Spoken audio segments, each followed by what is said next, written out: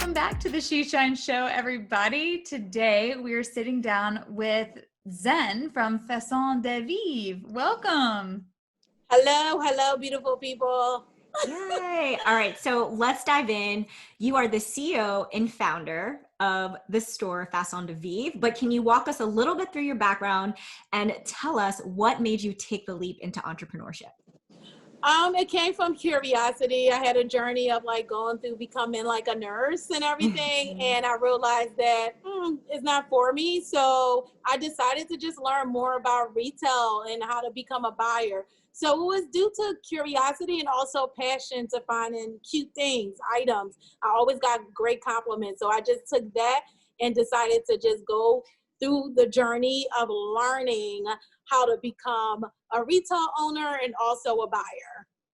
I love that. And before this journey into retail ownership and becoming a buyer, a nurse, is that correct? Yeah. Pretty sure they don't have business school in nursing school. So. Right. No. How was that transition like? Well, it was really like, okay, at the age of 19, I had my son very young. So I was trying to figure out what I wanted to do, but I wanted to cater. And it just seemed like, okay, a nurse seemed like it will cater to people and save some lives. Mm-hmm. But it wasn't really for me. Yeah. It wasn't for me, but yeah, I don't know. It's just fine. That's fine. Yeah. And thank you for being honest and transparent, because a lot of our community find themselves in the same space, right? Like they're working. I was like, hello, Anna Laura, retired speech pathologist, now photographer and co-founder of She Shines. And we always share with our community, if you're feeling stuck, right? You're not knowing like what to do next or where, what should I do, right? Go where you're being called. And you spoke about people always complimenting you on what you're wearing and asking for recommendations. I mean, why wouldn't you go with what you already know, right? Yes. What is the saying? Do what you love. So I feel as though I shop all the time because I am the buyer of the company. So I'm shopping all the time. So I'm doing what I love, as in shopping and putting it in our curated marketplace. So I love that. So you mentioned Fason De Viv is a curated marketplace. Can you tell us more about like the mission and kind of how this whole lifestyle brand came about? Yeah, so Fason De Viv means lifestyle in Haitian Creole, and I am Haitian. And it is the woman that wears Fason De Viv. She constantly, she consciously thinking about everything that she does, like the way of life and how she live her lifestyle. But also the brands that we carry is a curation of independent brands from around the world, from Philly local all the way to Kenya. And everybody has a story. Just like my earrings, that's the story. It's a woman, Black-owned minority brand. So this is a story behind her brand, and we love her products, and also it's handmade. So it's just a win-win situation for our customers as well. Like, you're not just shopping Fason De Viv, but you are shopping and supporting another local brand. Yes, we love that you are using your store to really uplift other makers and creatives. And it's so beautiful that when you do purchase a piece, it's like, you're not just buying earrings, right? Like you are really buying into the story of who made those earrings and how they wanted you to feel, and just like how you want others to feel when they step into your store. And we know you've had a few locations before this new flagship location in the Fashion District. Can you tell us a little bit about that journey to getting to the Fashion District and what that was like for you? Okay, well, during me studying phlebotomy and things like that, my brother introduced me to one of his friends. He was a shirt maker, and he had a boutique, and he just needed help with the aesthetics. So I came in and just did the store, and he actually got some great, customers and feedback, and we just started building together. Even though I started learning about buying and everything and doing everything online, like MySpace, and learning how to code and everything too. But I fell in love with his store and then decided to open my own store in West Philly. And then I went to Old City, and then now I'm in the Fashion District of Philadelphia. And this is, our headquarters flagship store. So yeah.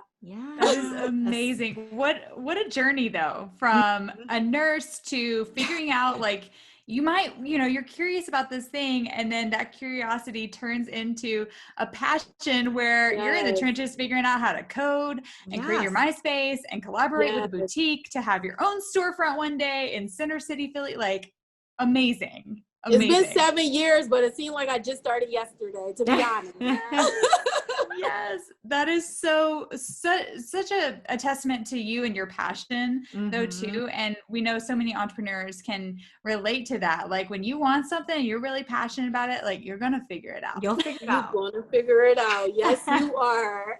And that's the point. You have to try to figure it out. You don't know until you actually in the ring. Yeah. Like, you don't know. You have to figure it out, and then you want to see how far you could take yourself. So that's my thing. Like, my biggest competition is me. Like, how far can I take this? How far I can take my brand? How far can I take me as a founder? Like, how do I want my brand to be represented as well? So Oh, that drive, that ambition, like, you have dreams and goals, and it's so encouraging and inspiring for us to witness. Just like, we can feel it even through the screen right now. And we're excited for you. Yeah. Let's dive a little bit into the retail industry and the B2B relationship aspect of your business. And B2B, right, is business to business. So can you tell us, since you are in a B2B space, and we're sure you get tons of people trying to email you, DM you, like, hey, Zen, I just made these candles, like, please get in your store, right? So can you tell us maybe the do's and don'ts of pitching another company? And this is something I had to learn as a buyer. Yeah, like I said, it started with we all have had to learn how to pitch. So when it comes down to any retail brick and mortar space, any big company, small company, just come correct. Come with your line sheet. Your line sheet, know your pricing. Don't be wishy-washy with your pricing. Know your pricing. And then approach them with your pitch, as in, this is my company, this is what it stands for, and this is why I need to be in the store. So if you have your why, your about, and also your pricing, your wholesale and your retail price, it'll just be easier for the buyer that is the buyer of that company to make that decision and also pitch for you to the owner. So it is levels. You have to connect with the buyer. Not just the owner, but the buyer is the connection, because that buyer is pitching your brand. So the more information that you give the buyer, the easier for the buyer to pitch to the company owner to say, hey, let's stock our shelves with this brand and try it out. Wow. Yeah. There's so much great advice in there, regardless of what industry you're in. A line sheet, but, like, knowing your mission, knowing your audience, your customer, knowing what value your product or service or whatever it is you're pitching can add to who you're pitching. Like, when you know that, and you're able to include that right off the bat, like, what are the chances of getting a yes from that pitch? So the only time, usually it's like if they overstock with that item, like if they have too many candle makers and in one store, but it's just coming in with everything, so they won't really have no questions behind it. When someone approached me, I would prefer, if instead of leaving a business card, give me your line sheet. Now I know your pricing. Now I know the items that you carry. I know the aesthetics. I know your voice. I know your why. And it's like, oh, this fits, or it doesn't fit. But just giving the information, then you as a brand will walk off like confident as well. Like, I gave them everything, and let's just see what happens. I mean, you heard it here first from a buyer. So if you're looking to get your stuff in a store, use these tips today. So let's shift gears a little bit. We're in the middle of a pandemic. Hello. Oh, wait, what? So how has COVID impacted your business, and what advice would you give to other small business owners on staying innovative and resilient throughout this time? Well, it definitely impacted our business, as in cash flow, as in different shipping shipping and return requirements, as a manufacturing too, since we carry independent brands, manufacturing slowed down. So a lot of things we had to adapt. And this is the key word, adapt, because just because a pandemic is happening in the outer world, something is always going to happen. But just learning how to adapt. If you want to be in business, you have to learn how to adapt. Everybody is affected by this. Not just you as a business owner, your customers is affected. So one thing I've learned is like, how can I voice our brand to our customers without even selling anything? What can we give to our customers? So this is why beauty and wellness and house and home products been good, and really paying attention to what our customers need during this time. So it's really like, what do your customers need during this time? And it changed the way I actually had to change different ways how I buy due to the pandemic, knowing that I need more inventory in this instead of that. Right. Before it was like Sex in the City, you wear this, going out, boom, boom, boom. But it's like, oh, okay, now it's more home, you chill, comfy, cozy, but you have a candle, some tea or whatever. And so really adapting to society, the environment, but do not let the outer world slow your hustle down. Do not. I mean, this is a lifelong journey. If you're looking into becoming an entrepreneur, or if you are an entrepreneur on any type of business, just do it consistently and stay with your regular routine and pay attention to what the outside world is saying, so you could just adapt.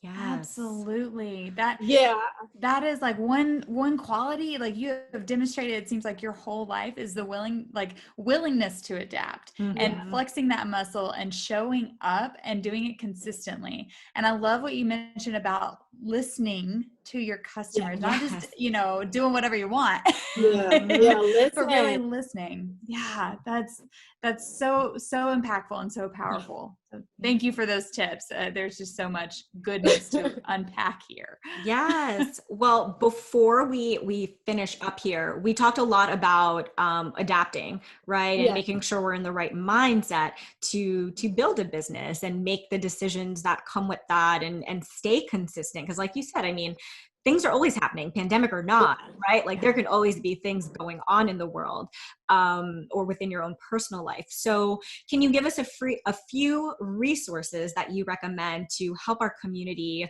adapt to changing situations in their lives, and how to really build that positive mindset?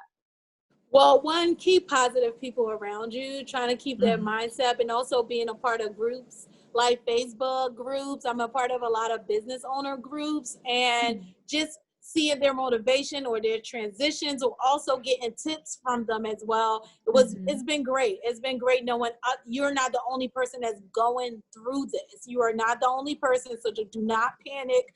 And also, I meditate a lot. This is something that I developed throughout my journey of trusting myself throughout my journey. So I just learned how to master that because I need it for my well-being, for me to be in a zenful mindset that I could put that energy out there to the world, and also especially my customers.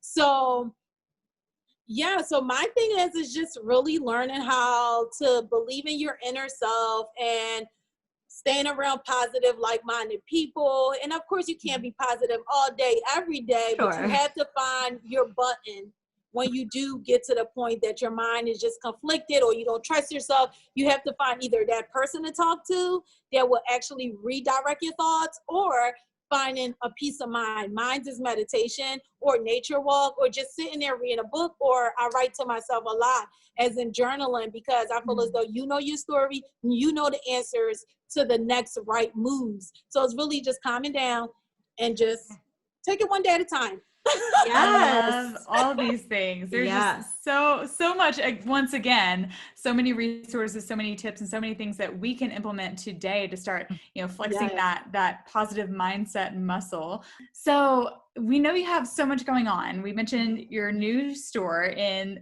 the Fashion District in Center City, Philly. What else are you working on? Well, we just got a contract with Essence magazine. And congrats. That's huge. That's amazing. another thing on the vision board. Another thing on the vision board. And one thing too, I didn't mention, it took 2 years to manifest this space that I have. So when the opportunity came, of course, in the worst timing, which is the pandemic and making that financial risk, I had to, because this is something that I wanted. And you never know after you say that yes or after you say that no, what is next. You know, so after making that final decision, but yeah, Essence Magazine was another thing that was on my vision board, as in like, shop Essence. You could shop Fason De Viv on Essence. So yeah, that's new. That is amazing. Congratulations. Thank you. Can you please, before we end, can you please tell everyone where they can connect with you so we can shop your store, we can look you up on Essence. Tell us how to find you. Fason De Viv, FASONDEVIV. You could put it in Google. All of our information should show up. Facebook, the same thing, Fason De Viv. Instagram, Fason De Viv. And our website is fasondeviv.com. And if you want to contact us directly, it's contact@Fason De Viv. Amazing. And we're sure you're always looking for brands and independent retailers to work, or not retailers, but independent brands to work with. So definitely check her out on everything. Zen, thank you so much again for coming on and sharing so much goodness. So much. Thank you for having me. Yes, of course. Yes, you'll have to come back and keep us updated. So thank you for sharing your story. And thank you everyone for watching the She Shines show. Until next time, keep shining. Hey there, I'm Anna Laura. And I'm Alex, and we are the founders of She Shines. So whether you are working full-time, you are a side business queen, full-time entrepreneur, or somewhere in between, we are here to support you. Yes, and we love doing that through connection, community, and girl talk, usually with a glass of champagne in hand. And we would love to connect with you, whether it's through our She Shines Academy, through our podcast, through an event, or through our text fam. We would love to answer your questions and help support you any way that we can. We hope to hear from you soon. Cheers, girlfriend.